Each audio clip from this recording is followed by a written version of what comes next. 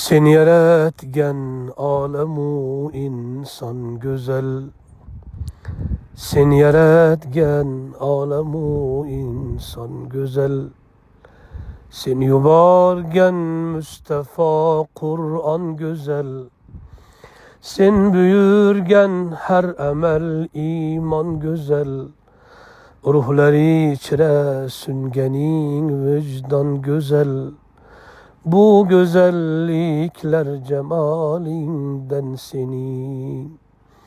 Bu güzellikler cemalinden senin.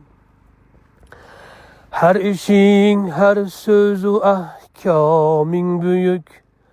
Hem cezain hem de inamın büyük. Kılgenin insanga ikramın büyük. Cennetin dini İslam'ın büyük.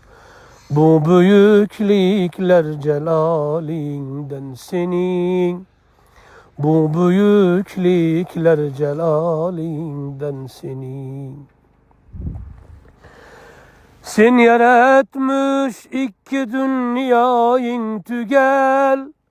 Her sıfatın hemme esmayın tügel. Berçemenleylerde imlayın tügel. Dilleri içre çekken imzayın tügel.